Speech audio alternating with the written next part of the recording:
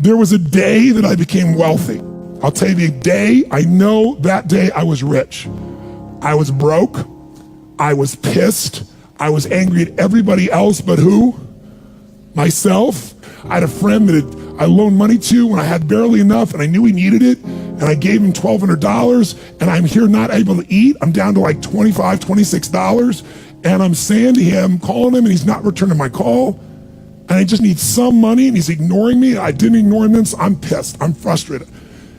In the midst of all this, I'm also pragmatic. I got 25 and change, call it $26. What the hell am I gonna do? I don't have any plans for economics. I got overhead that's crazy. I'm living in this little tiny apartment, 400 square feet in Venice, California. So I thought, okay, when I was totally broke early on, when I was 17, I used to save my money up and go to the smorgasbord and load up for Christmas, load up for the week. So I didn't drive there because I wasn't gonna spend the gas to get there, plus I needed to walk, so I walked there.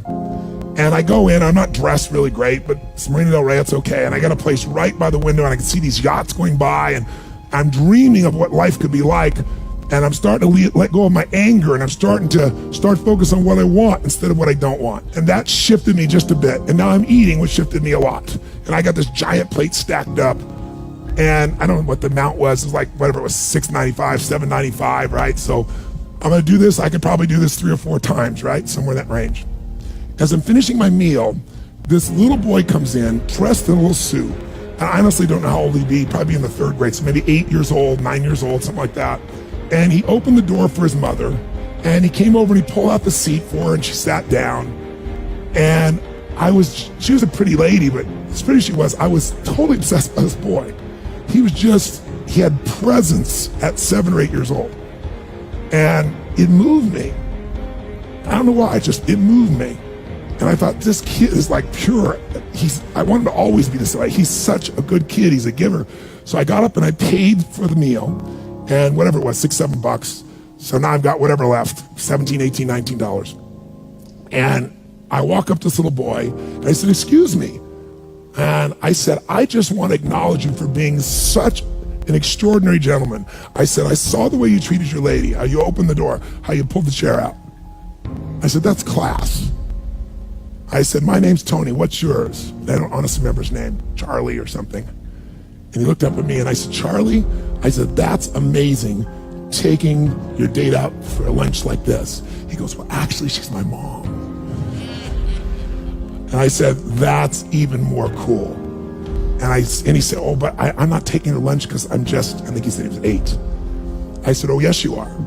I had no plan for this. I just reached in my pocket, I took all the money I had left, $17, $18, $19, and I put it on the table. I said, you're taking her to lunch. He looked up at me and he goes, I can't take that. I said, sure you can. He said, why? Because I'm bigger than you are. And he smiled real big, and I didn't even look at his mom. I just turned and walked away. And I didn't walk out of that door. I flew home. I should have been freaking out. How the fuck am I gonna eat?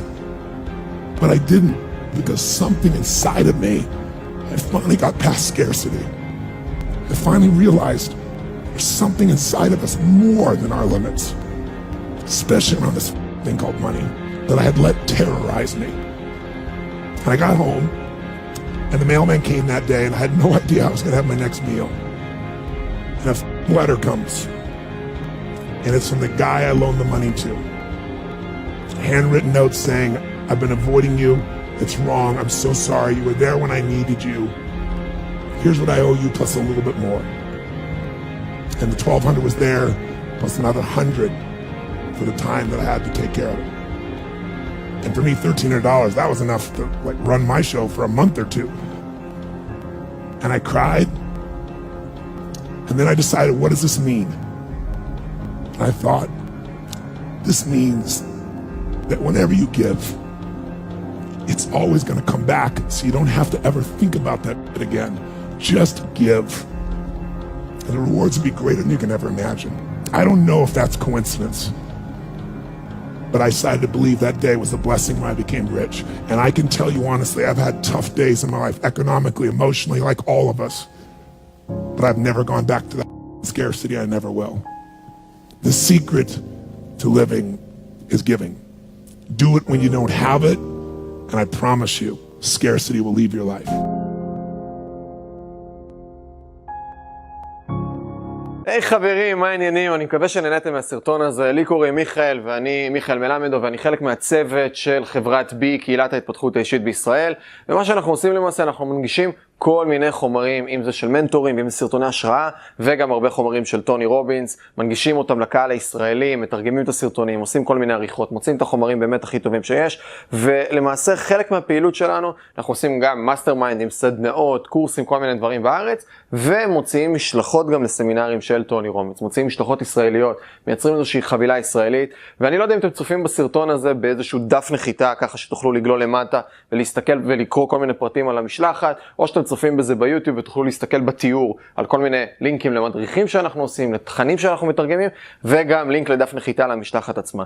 אני מזמין אתכם להיכנס ולבחון, אולי גם אתם תיסעו השנה לטוני רובינס. שמח שהייתם איתנו בסרטון הזה וניפגש בסרטונים הבאים.